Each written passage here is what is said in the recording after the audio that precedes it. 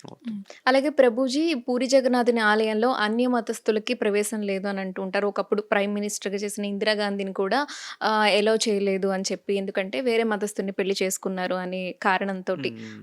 ఎందుకు ప్రభుజీ? ప్రతి మందిరము ఒక నియమాలేవైతే ఉన్నాయో వాటిని వాళ్ళు వాటిని మనం రెస్పెక్ట్ చేయాలి. పురిలో మన హిస్టరీ బట్టి చాలా సార్లు అటాక్ అయింది. ఇన్వేజన్ అయింది. ముస్లిమ్స్ వాళ్ళు వచ్చి ఒక ముస్లిం రాజైతే కాలాపహాడ్ అని ఆయన జగన్నాథ స్వామిని తీసుకెళ్ళి కాల్చేశాడు కూడా. హ్మ్. ఒక భక్తుడు ఎలాగో ఆ మంటల్లో దూకి ఆయన ప్రాణానికి తెగించి ఆయన ఆ బ్రహ్మ పదార్థాన్ని కాపాడి మళ్ళీ ఇది ఏ టైమ్స్‌లో జరిగింది ఇది ప్రభుజీ? 300 ఇయర్స్ ముందు అయింది. 300 ఇయర్స్ ముందు. హ్మ్. ఆ జగన్నాథ స్వామిని ఆయన రోడ్డు మీద లాగాడు. ర హ్మ్.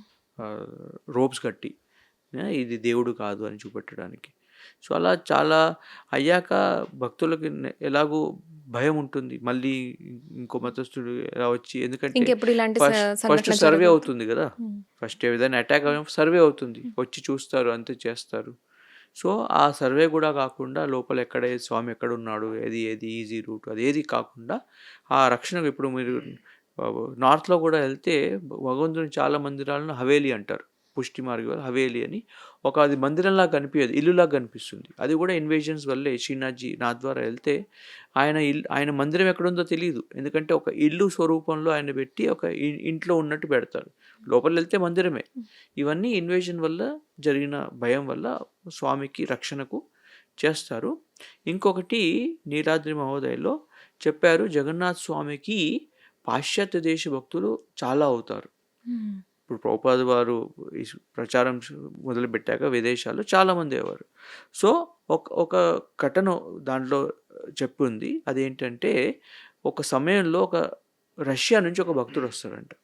వచ్చి ఆ భగవంతుడి ఆ దర్శనం చేసుకున్నప్పుడు భగవంతుడు ఎంత ఆనందపడతాడంటే, నేను నీతోటే వచ్చేస్తానని ఆ స్వామి ఆయనతో వెళ్ళిపోతాడంట. అలా హ్మ్. నీలాద్రి మహోదయ్ ఎన్నో వేల సంవత్సరాల ముందు రాసింది. కానీ దాంట్లో ఆ ఘటన రాసుంది. ఈ పుజారులకు స్వామి ఎవరికి వెళ్ళడం ఇష్టం. అందుకని ఏ భక్తుడు విదేశీ భక్తులు రాకుండా ఉండాలని ఆపారు. ఒకటి ఆహ్, వేరే వేరే మతస్థులు, మతస్థులు రాకూడదు. ఇంకొకటి విదేశీ పాశ్చాత్య నుంచి వచ్చిన దేశం. వాళ్ళు ఇలా రాసుంది కాబట్టి విదేశాల నుంచి వచ్చిన వాళ్ళు కూడా ఆపేస్తారు. ఆహా! విదేశాల నుంచి వచ్చిన వారిని కూడా హిందువులైనప్పటికీ హిందువులైనా కూడా అనుమతించరు. ఆపేస్తారు. ఒక ఆపేస్తారు. హ్మ్. విదేశీ వాళ్ళు చూసి మన చాలా కొంతమంది నాకు తెలిసిన వాళ్ళు విదేశీలాగా అనిపిస్తే నువ్వు ఇరాన్ నుంచి వచ్చావని ఆపేస్తారు. బాగా హ్మ్. తెల్లగా ఉంటే. అయితే ప్రభుజీ ద్వారక సముద్రంలో మునిగిపోయింది అని అలాగే కృష్ణుడికి శాపం ఉందని, దీని వెనక ఉన్న పూర్తి రహస్యం కథని మాకు మా ప్రేక్షకుల హ్మ్. కోసం చెప్పండి. భగవంతుడికి ఎవరు శాపం పెట్టలేరు. ఆయన శాపాన్ని స్వీకరిస్తాడు. ఒక కారణము తి చేయించడానికి. ఒక లీల చేయించడానికి. ఆ కారణం ఏమిటంటే ధృతరాష్ట్రుడి భార్య గాంధారి ఎంతో బాధలో ఆమె అంటుంది కృష్ణుడికి, "కృష్ణ నువ్వు నా వంశాన్ని తీసేసావు. నేను కూడా నీ వంశాన్ని తీస్తాను" అని. తీసాను నాశనం గాంధారి అయిపోతుంది శాపం. అని. సో, అప్పుడు భగవంతుడు ఎలాంటి కట్టుబాట్లకు ఇప్పుడు ఎలాగైతే మనం సూర్యుడిని అంటామో, సూర్యుడు మునుగుతున్నాడు. మునిగేటప్పుడు నేను నిన్ను శపిస్తున్నాను నువ్వు మునుగు అని. మనం శపించడం వల్ల సూర్యుడు మునుగుతున్నాడా? కాదు. ఆయన అదొక కారణంలాగా చేసుకుంటాడు. ఇప్పుడు నేను చిన్నప్పుడు ట్రైన్ స్టార్ట్ అయ్యేటప్పుడు ట్రైన్‌లో నుంచే లోపల తోసేవాడిని ఆ టైంకి. సో, అప్పుడు అనిపించేది నేను తోస్తున్నానని. నేను తోయట్లేదు. ట్రైన్ కదులుతుంది. నాకనిపిస్తుంది. అలాగే భగవంతుడు ఏదో ఒక కారణం పెట్టుకుంటాడు. ఒక శిక్షణ ఇవ్వడానికి. ఆ శిక్షణ ఏమిటంటే, ఈ ప్రపంచంలో నువ్వు ఎంత మంచి పని చేసినా గూడా, ఎవరికైనా ఏదైనా హాని కలిగితే, ఆ హాని యొక్క ఎఫెక్టు మనకొస్తుంది. అది భగవంతుడు స్వీకరించాడు. ఎందుకు స్వీకరించాడంటే, ఆ ద గాంధారి యొక్క ఆ దుఃఖము అది కోపంలాగా బయటికి రాకుంటే, ఆ దుఃఖం వల్ల ఆమె కుంగిపోతుంది. కుంగిపోయి భగవంతుని ఆరాధన చేయదు. ఎందుకంటే, ఆ శాపం తర్వాత మీరు మహాభారతంలో చూస్తారు. ఆమె భగవంతుడి పాదాల మీద పడుతుంది.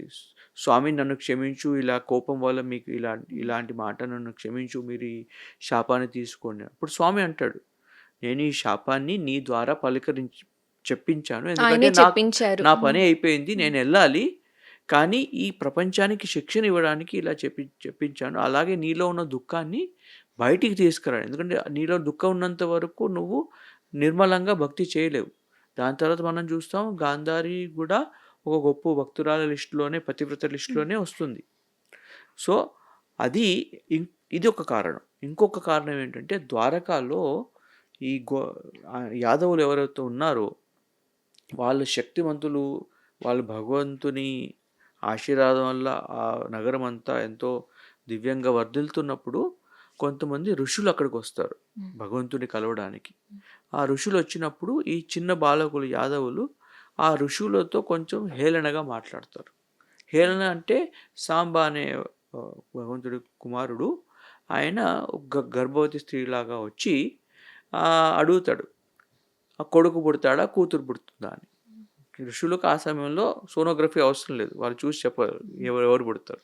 సో కొడుకు పుడుతుందా కూతురు పుడుతుందా ఈ గర్భస్త్రీకి, పెట్టింది ఒక మెత్త ఒక. సో వాళ్ళు అన్నారు ఒక రాయి పుడుతుంది, ఆ రాయి వల్లే మీ అందరి వినాశం అవుతుంది అని. సో అది కూడా భగవంతుడు చెప్పించాడు, ఎందుకంటే భగవంతుడు ఆయన వంశపరంపరంగా ఎలాంటి శక్తి క్లెయిము ఉండకూడదని. ఎందుకంటే వంశపరంపరంగా భగవంతుడు ఈ సమాజాన్ని నిర్మించలేదు. చాతుర్వర్ణ్య మయాశిష్టం గుణకర్మ విభాగశ అన్నాడు.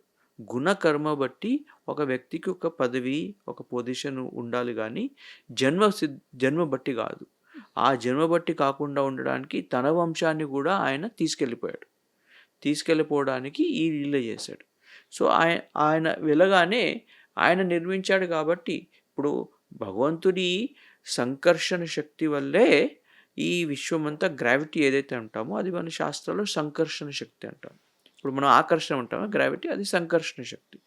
అక్కడ సంకర్షణ శక్తి ఉన్నందుకే అన్నీ తేలుతున్నాయి. అది లేనప్పుడు సో భగవంతుడు ఆ శక్తిని విత్డ్రా చేయగానే ఆ ద్వారక అనేది మునిగింది. ఇప్పుడు రాముడు ఆయన సంకర్షణ శక్తి పెట్టాడు కాబట్టి ఆ రాళ్ళు తేలాయి. ఆయన దండభంగ ఆయన వచ్చేటప్పుడు ఒక స్థలంలో ఆయన కొట్టాడు, ఆయన బాణాన్ని కొట్టాడు. బాణాన్ని కొట్టగానే ఆ బ్రిడ్జ్ అనేది అది మునిగిపోయింది, ఎందుకంటే ఆయన సంకర్షణ శక్తిని తీసేశాడు. సో భగవంతుడు శక్తి ఉన్నంత వరకే మనం తేలగలుగుతాం. ఆయన అది అయిపోయింది, ఆ స్థలం అవసరం లేదు, అందుకని దాన్ని ముంచేశాడు. సో రెండు కారణాలు, ఒకటి గాంధారి యొక్క కోపం ఆ దుఃఖాన్ని తీసేయడానికి, ఇంకొకటి నువ్వు వైష్ణవ సాధు నింద చేస్తే ఎంత పెద్ద పొజిషన్ ఉన్న వాడైనా కూడా వాడి పతనము నిశ్చితమని భగవంతుడు చెప్పడానికి. ఆ కృష్ణ పరమాత్మ లీలల గురించి, అలాగే పూరి జగన్నాథుడి ఆలయం గురించి చాలా విషయాలు తెలియజేశారు. ధన్యవాదాలు Prabhuji. Thank you. Hare Krishna. And for more videos, please subscribe to iDream. Please subscribe to iDream. Please subscribe iDream. And please subscribe to iDream. For more videos, subscribe to iDream. please like, share and subscribe to the channel. Congratulations, iDream. Subscribe to iDream. Subscribe to iDream. So subscribe to iDream Media. iDream ki iDream team andarki huge congratulations. Please subscribe iDream Media. Please subscribe to iDream. Subscribe iDream. Please subscribe to iDream. iDream అంటే నా కళల ఛానల్ను subscribe చేసుకున్న నోరు తిరుగుతలేదు, మీరైతే గంట గుర్తు కొట్టండి. For more such videos, please subscribe to iDream. Subscribe to iDream. Please subscribe to iDream. Please subscribe iDream Media. Please do subscribe to iDream. Please subscribe to iDream Media. For best entertainment and information, please subscribe iDream. And don't forget to subscribe to iDream.